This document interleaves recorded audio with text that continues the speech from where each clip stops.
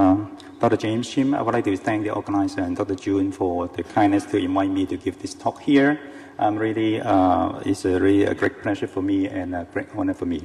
So the topic today is epigenetic alterations in myeloma, and I'm James Chim from the Department of Medicine, Queen Mary Hospital, University of Hong Kong.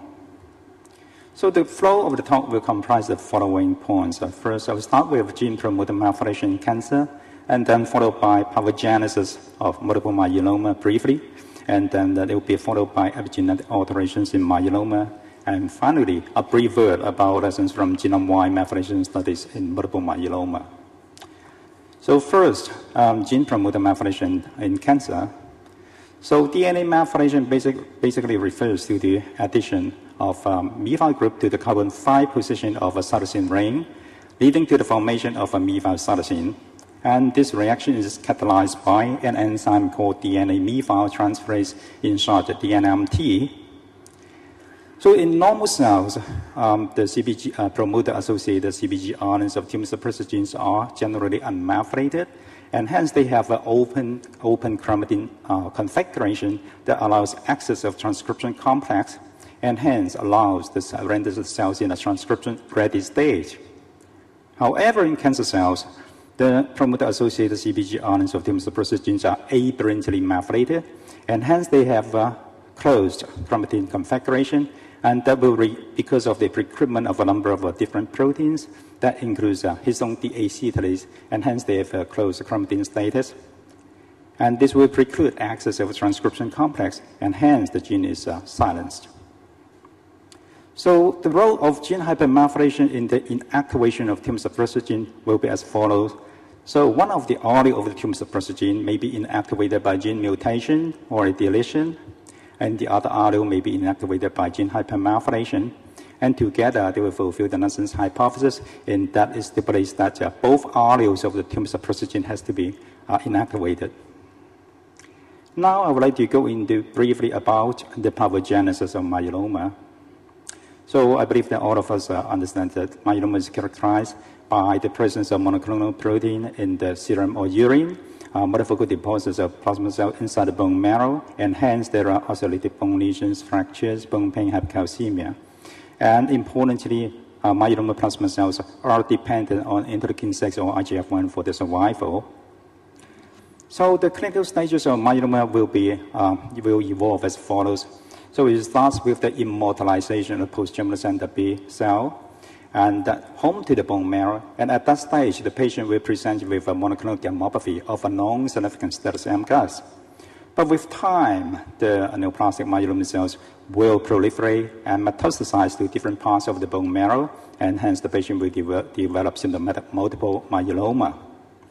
And also at the terminal stage of the disease, the patient will develop extramedullary disease, for instance, plasma cell leukemia.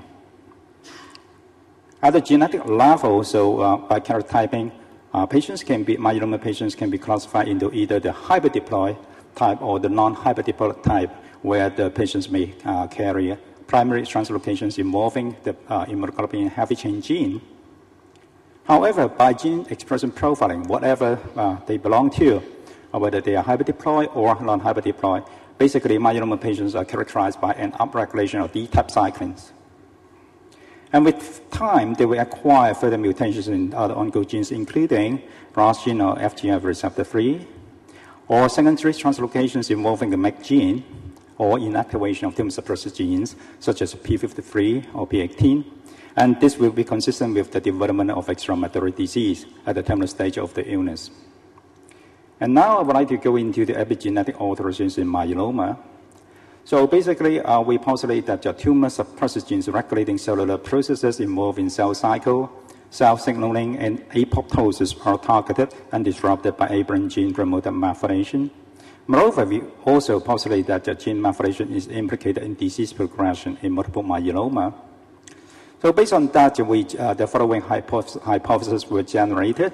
First of all, genes regulating the signaling pathway are methylated. And secondly, genes regulating the vein signaling pathway are methylated. And thirdly, genes regulating apoptosis are methylated. And finally, methylation is involved in the terminal disease progression. So we start with the first hypothesis. So we postulate that the genes regulating the JAK signaling pathway are methylated in myeloma. So imagine this is a myeloma plasma cell. In the presence of interleukin-6, you bind to the interleukin-6 receptor that will activate the Janus kinase downstream, and Janus kinase will phosphorylate the STAT proteins, leading to the formation of phosphorylated STAT. The phosphorylated STAT molecules will then homodimerize and then translocate to the nucleus. And this will activate transcription of genes that confer survival for the myeloma plasma cell. SHP1 is actually a phosphatase that removes phosphate from the activated STAT molecule. And because in the presence of SHP1, the activated STAT molecule will be dephosphorylated, and hence they can no longer homodimerize, and then they won't translocate to the nucleus, and hence there will be lack of survival signals for the myeloplasma cell. And therefore, we postulate that SHP1 might be a tumor suppressor gene, and it might be inactivated by gene hypomethylation in myeloma. And if that is true, we would expect to find a frequent SHP1 methylation in primary bone marrow samples of patients with myeloma. And indeed, we look at the primary bone marrow samples, that we look at the SHP1 methylation status in primary bone marrow samples of patients with myeloma, and what we find is that actually they do have frequent SHP1 is frequently methylated in myeloma. And also using a cell line U266 myeloma cell line as a model, first of all, the cells, untreated cells are completely methylated with for SHP1. And this is a complete methylation of the gene is actually associated with silencing of the gene, so there is no evidence by the absence of transcript. And importantly, this is associated with the high level of JAK signaling, as evidenced by the high level of phosphorylated STAT molecule. So with the demethylation treatment using 5-azacitidine, so first of all, we are able to demethylate the SHP1 gene as evidenced by the emergence of unmethylated signal. And this is associated with re-expression of the gene as evidenced by the RT-PCR of SHP1 transcript. And importantly, this is actually associated with downregulation of the JAK signaling, as evidenced by the downregulation of this phosphorylated STAT. So we believe that the methylation not only results in gene silencing, but also in alteration of cell signaling. And then now we move on to the second hypothesis that genes regulating the Wnt signaling pathway are methylated in myeloma. So in general, beta-catenin is usually kept in an inactive form by forming a complex with a GSK-free beta and also APC, and that will render the beta-catenin phosphorylated and to be targeted by proteasomal degradation. To activate the Wnt pathway, so first of all, Wnt ligand has to be secreted, and it will bind to its cognate receptor fristle, and through the scaffold, it will inactivate the GSK-free beta and APC complex, and that will kind of unleash beta-catenin from this complex, and the unleash beta-catenin will translocate to the nucleus and activate Wnt signaling pathway. On the other hand, Wnt signaling is negatively regulated by soluble Wnt inhibitors. So imagine that in a cell with constitutive activation of Wnt signaling, in the presence of soluble Wnt inhibitors, including WIF1, DKK3, or SFRPs, then it will either sequestrate the Wnt ligand or inhibit its receptor that will downregulate Wnt signaling. However, if this soluble Wnt inhibitors is inactivated or silenced, for example, by genes hypomethylation, then there will be constitutive activation of Wnt signaling. So this is actually what we postulate to happen in myeloma cells.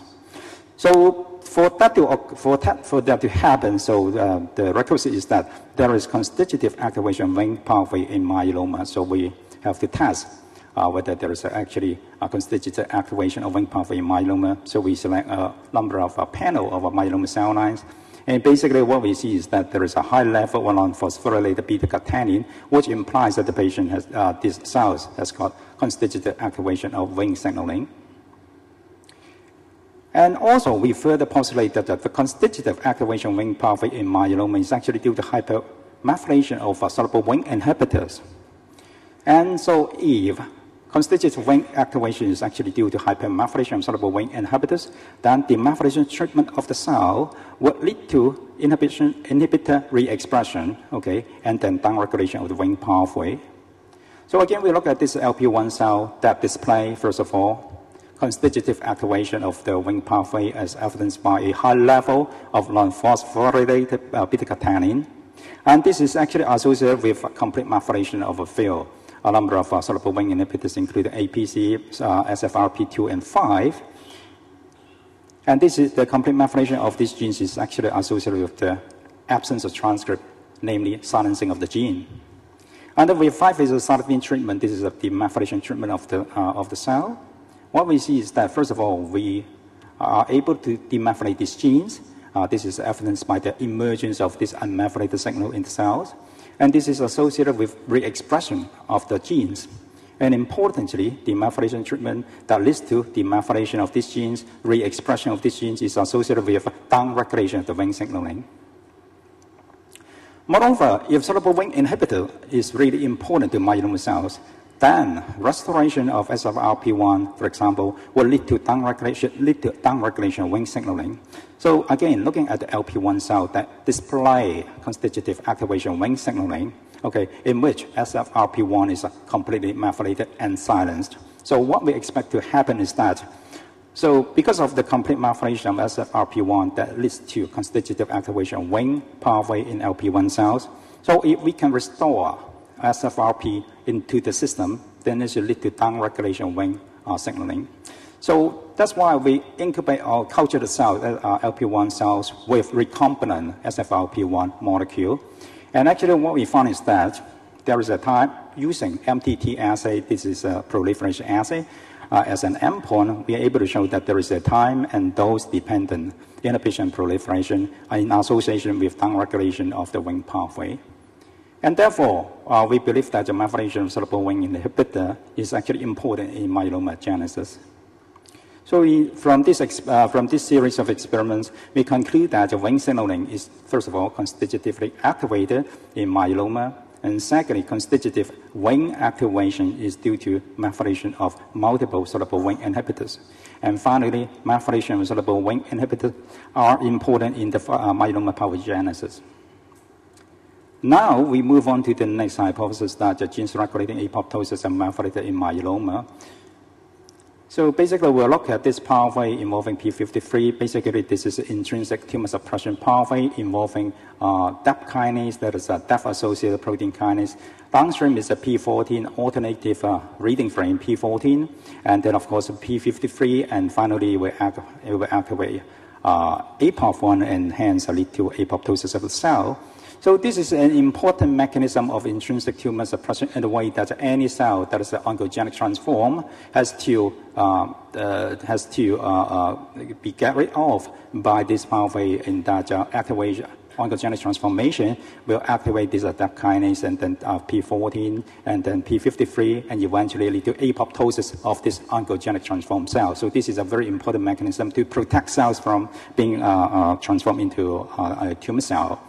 So there are actually 4 tumor suppressor genes along this pathway that we can explore for the methylation. For example, first of all, DAP kinase, there is the DAPK, that is a DAP kinase, and second is the P14 alternative reading frame, and of course, P53, and finally, APOP1. Okay, of these 4 genes, we cannot study the methylation status of P53 because it does not possess a CpG RNA. So that's why we studied the methylation status of DAP kinase, P14, and also APOP1. And of these 3 genes, actually we found that only DAP kinase is frequently methylated in multiple myeloma.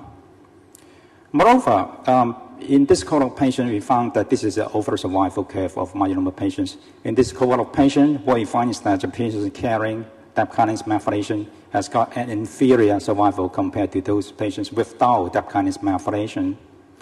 However, the myeloma treatment in this cohort of patients was heterogeneous, and hence we explore DAP kinase methylation in patients treated uniformly. So that led to our recent study that a stage approach for newly diagnosed symptomatic myeloma patients. So this is actually an approach you basically employing the use of bortezomib as a frontline treatment for symptomatic myeloma patients, however, in a stage approach manner. So in this cohort of patients, all the patients were treated initially with combination chemotherapy, VAD, okay, vincristine, Epigenetic, and dexamethasone. And in those patients achieving a substantial protein reduction at the level, more than 75% reduction in protein level, then they will proceed to autologous bone marrow transplant immediately. And for those patients who fail to achieve a 75% reduction in protein level, they will receive a salvage treatment with bortezomib, thalidomide, and dexamethasone before they go on to receive auto transplant. So in this cohort of patients, what we found is that by an intention to treat analysis, so the CR rate is at 48%, and the 4-year overall survival is actually 72%. So we believe that it's actually the result is actually quite promising. But in particular, only 56% of this cohort of patients require the use of bortezomib, which is actually an expensive drug in the region. Moreover, in this cohort of patients, basically, we look at the impact of DAP kinase methylation in the survival. Again, this is the overall survival of the patients. So, of this cohort of patients, so basically, we found that actually patients carrying DAP kinase methylation has got a much inferior overall survival compared to those patients without DAP kinase methylation. Again, the number of patients is small, but at least this cohort of patients is treated by a relatively uniform manner. So we believe that DNA methylation may be an important prognostic marker in myeloma and warrant further study. And now I would like to talk about the next hypothesis that methylation is actually involved in terminal disease progression. So actually, I would like to illustrate this with actually one case. Okay, so this is a patient suffering from IgA myeloma. Okay, so in the figure you actually see that the y-axis represents the IgA levels and the x-axis represents the time from diagnosis in months. So there are several time points: S1, S2, S3, S4. So S1 is actually at the time of diagnosis. Okay, so at the time of diagnosis, we perform bone marrow. And S2 is actually at the time when the patient achieves a plateau phase. So we perform a second bone marrow. S3 is actually at the time when the patient develops this very aggressive relapse of disease, okay, aggressive progression of disease, and then we perform a bone marrow. And S4 is actually just prior to her death. We perform the last bone marrow. So in this particular patient, we have had sequential bone marrow samples from this patient. So after diagnosis, obviously, what we do is actually to put the patient on VAD therapy. Actually, this patient was presented to us a number of years ago before the availability of targeted therapy. So at that time, we treated the patient with combination chemotherapy, we increased Epigenetic and DAX. And obviously, the patient achieved a partial remission. And the patient went into a plateau phase subsequently.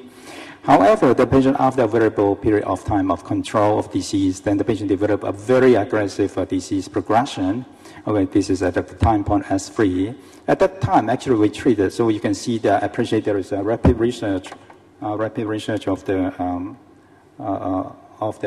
IgA level, okay, from the previous control. So there is a rapid surge of the IgA level. So at that time, we treat the patient with a combination chemotherapy, VCMB, vincristine, cyclo, melphalan, prednisolone. And then so at that time, actually, bortezomib was available first time in Hong Kong. So we treat the patient with bortezomib as well. But it doesn't work. And then we perform a next bone marrow, and we wish to start the patient on arsenic trioxide. But actually, shortly afterwards, the patient died of disease. Okay. So actually, you still remember S3. S3 is, so we perform bone marrow as time point S3. That is at the time of aggressive disease progression. S4 is just prior to death. Okay. So what we see is that this is actually not a bone marrow; it's a peripheral blood. So what we see is that actually there are circulating plasma cells in the peripheral blood at the time of aggressive relapse. So at that time, actually, we can see there is a circulating plasma cells in the peripheral blood. And time for actually what we see, this is a bone marrow aspirate. Basically, what we see this the marrow is infiltrated with these pleomorphic and large plasma cells inside the bone marrow, and there's a very little normal hematopoiesis. And with the sequential bone marrow samples, we actually perform methylation study on a panel of tumor suppressor genes that includes SHP1, DAP kinase, P16, and E-cadherin, which is an adhesion molecule. So first of all, at the time of diagnosis and at the time of the plateau phase, there is none of these genes are hypermethylated.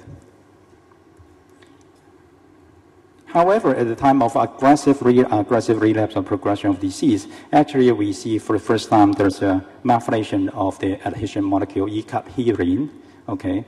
And this is actually coincident with the presence of circulating plasma cells. So actually one might be tempted to postulate that because of the methylation and silencing of this adhesion molecule, so that's why plasma cells are dehisced from the stroma or the bone of the bone marrow, and hence they go into the circulation.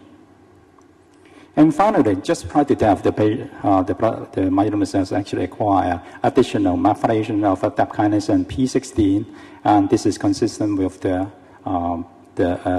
appearance of a large number of pleomorphic plasma cells inside the bone marrow. Therefore, we believe that the genes involved in the regulation of cell cycle, apoptosis, and cell adhesion are actually methylated at the time of terminal disease progression. Therefore, from the above discussion, so I hope that the hypotheses in myeloma have been verified. First, that genes regulating the just signaling pathway are hypermethylated in myeloma, and second, genes regulating the vein signaling pathway are methylated, and then genes regulating apoptosis are methylated and potentially carry prognostic significance. And lastly, methylation is involved in the terminal disease progression.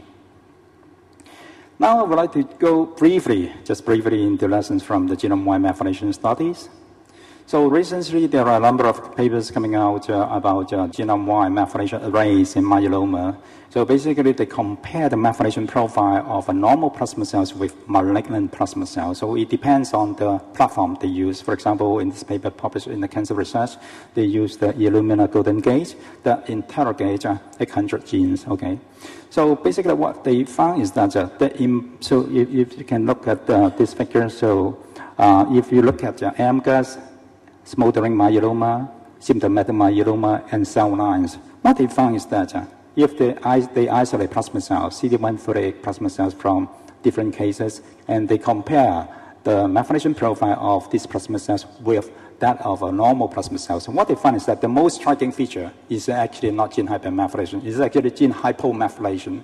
So this is consistent with the general knowledge about methylation in cancers, that cancers are marked by global gene hypomethylation and then locus-specific hypermethylation. But then gene hypermethylation in the study is only restricted to a small number of genes.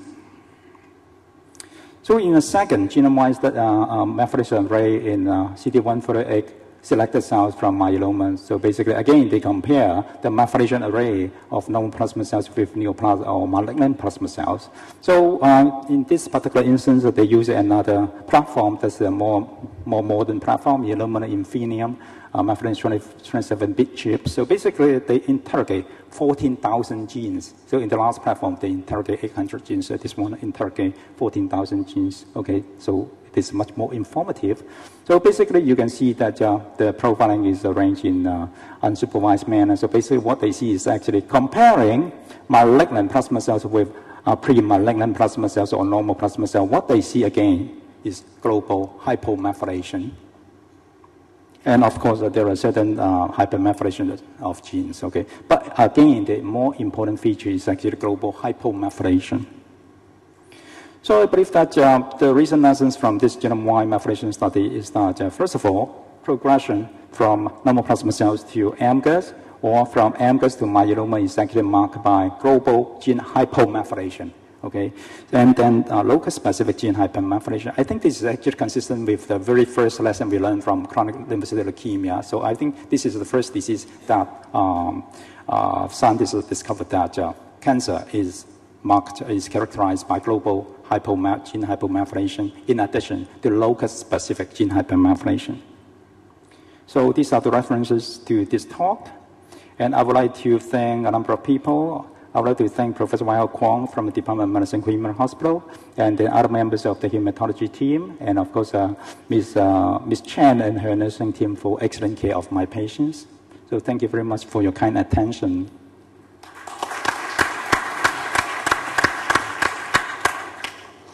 All right, thank you very much, Dr. Chim, and this presentation also is open for questions.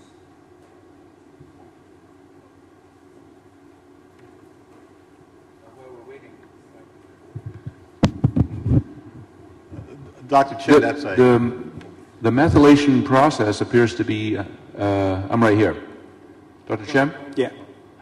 Yeah. The methylation process seems to be a key process, and this unique combination of genome-wide hypomethylation was selected hypermethylation.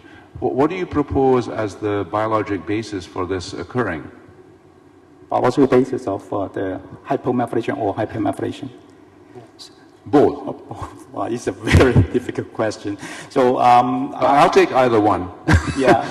Actually, I really can't answer that question, especially for the part of hypomethylation. But of course, in other hematological cancer, for example, those acute leukemia, I think Marie actually presented yesterday about gene hypermethylation in acute leukemia. Basically, they find a number of translocations that actually can translocate that fusion protein that can actually recruit DMT3A or 3B that initiate locus-specific hypermethylation. So there are different mechanisms. For example, there's a small non-coding RNA that may, siRNA that may actually initiate DNA methylation. Or actually, I think the more general, actually the more understood one is actually those oncogenes, some of the oncogenes of fusion proteins, and can actually bind to the specific genes and recruit DNA methyltransferase to the region and then spark off that DNA methylation. So this is one of the possibilities.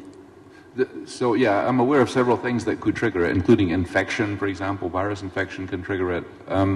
But the second question is, when a nucleotide is methylated, it is then predisposed to mutation. And so then once the mutation has occurred, it's a fixed change. And so if you were to intervene to change the methylation, this would have to occur early in the disease process.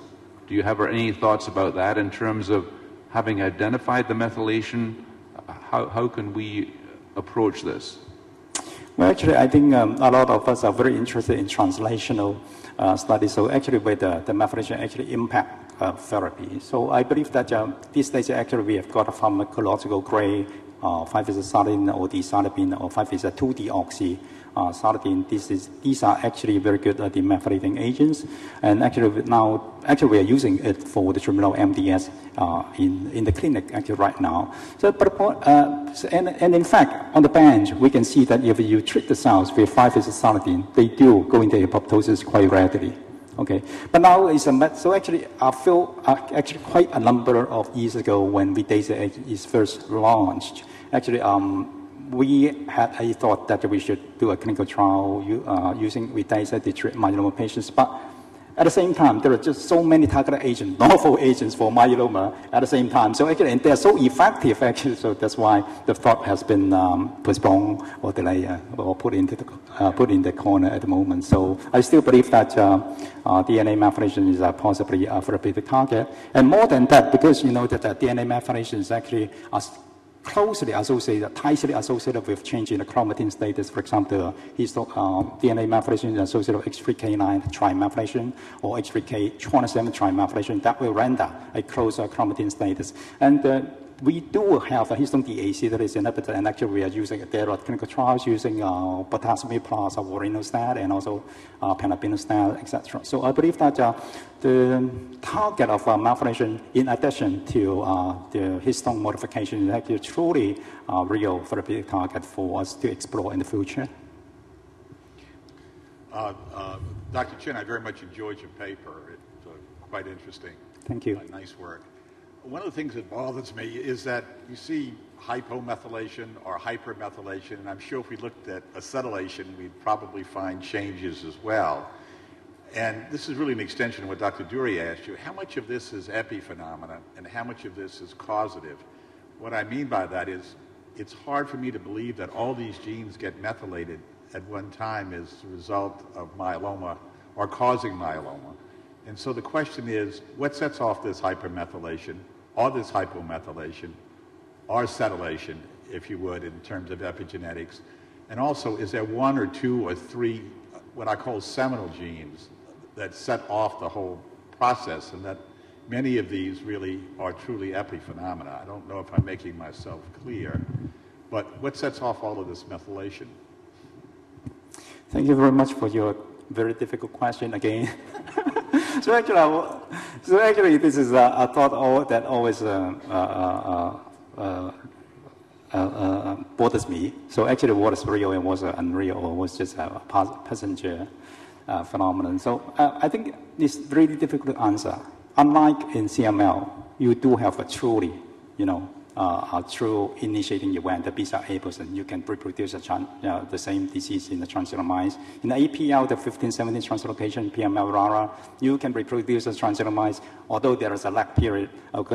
Despite that, they still develop phenotypically APL. Okay, but in myeloma, I think it's difficult to, I'm not aware that we have a transgenic mice that, even with, say, 414 translocation, okay, so both 10 to 15% may carry 414 translocation, but I'm not quite sure whether actually they are the initiating event.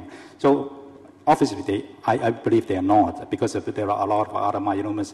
They are real myelomas with the 414 translocation. So a 414 translocation is important in a way that it modifies the behavior of the myeloma cell, but possibly not an initiating event. So I'm not quite sure as yet whether the initiating event in myeloma has been discovered yet. So I believe Dr. Odowski has got a very good target at the moment, so he may like to comment. But still, to address your question, it's difficult to answer until we do have, identify the initiating event, and we can actually reproduce the phenotype, say, in animal models. Otherwise, it's really difficult to answer that. And let's have one more question in the back here. Sure.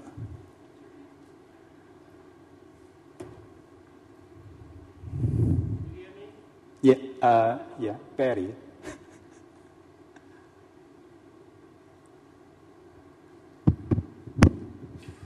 Yeah, Jeffrey from Taiwan. Thank you for your talk. Thank you. My question is, I want to know with regard of the risk stratification. Now we have a lot. So well-known is the maybe 414, like that. So I want to know the epigenetic, like the methylation, hypo or not. Could it be another risk stratification biomarkers in the setting of the patients with those high-risk cytogenetics, like the 414 or not? Thank you for the question. Actually, I think this is the question actually I propose. Actually, I think this is a theme actually we should explore. So because it seems to be, actually, I think there are a number of very concrete examples in the field of methylation that certain gene methylation are actually very good biomarkers to predict an adverse prognostic impact. For example, in acute pulmonary leukemia, we have shown repeatedly that CDKN2B methylation is a very important, methylation of this gene is important to predict an inferior disease-free survival. And not only was that produced in our center, actually was also produced in Italy. So I think we have independent centers that are able to verify the same phenomenon that DNA methylation is truly a prognostic factor in certain diseases. So I'm not actually surprised to see that actually it may turn out to be the case that, say, for example, DAP kinase methylation is actually a biomarker which predicts an inferior overall survival. And for that matter, actually it's important to have a collaborative effort, okay, maybe in the region or worldwide, that we should explore the prognostic impact of, say, DAP kinase methylation or actually other genes, and actually maybe methylation or microRNA at this moment. So to explore whether they truly impact survival and whether there are additional biomarkers in addition to fish studies. Do you see any epigenetic change, like the methylation status in the supporting cell, like the mesenchymal stem cell? Mesenchymal cell, we did not study methylation in mesenchymal cells. Thank you. All right, thank you.